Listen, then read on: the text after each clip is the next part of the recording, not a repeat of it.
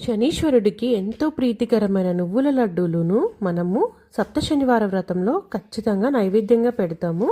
ముందుగా పచ్చి నువ్వులని ఇలా మిక్సీలో వేసేసుకోవాలి. అవి బాగా గ్రైండ్ చేసి మధ్యలో ఆపుతూ గ్రైండ్ చేయాలి. ఒకేసారి కంటిన్యూస్గా గ్రైండ్ చేయడం వల్ల ఆయిల్ అనేది ఫామ్ అవుతుంది.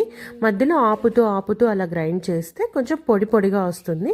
ఆ పొడిగా వచ్చిన వాటిలో మనం పొడి బెల్లంని తీసుకోవాలి.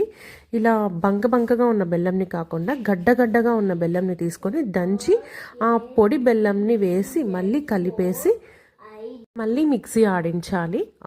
ఆపుతూనే మిక్సీ ఆడించాలి. కంటిన్యూస్గా మిక్సీ వేయడం వల్ల అది జిగటగా ఫామ్ అయ్యి బంకగా వస్తుంది. కేవలం నువ్వులు బెల్లం ఇవి రెండు మాత్రమే ఉండాలి. అది పచ్చి నువ్వులు. వేయించిన నువ్వులు దేవుడి దగ్గర అవి పెట్టకూడదు అంటారు.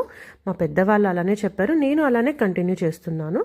సో ఇప్పుడు బెల్లం వేసి ఆడించిన తర్వాత ఇంకా లడ్డూలను చేసేసుకోవాలి. అంతే. శనీశ్వరుడికి ఎంతో ప్రీతికరమైన నువ్వుల లడ్డును సప్త శనివారం రోజు శనీశ్వరుని ధ్యానం చేస్తూనే మనము పూజ చేస్తాం కాబట్టి ఆయనకి ఇష్టమైన నువ్వుల లడ్డులను 7 చేసి పెట్టుకోవాలి.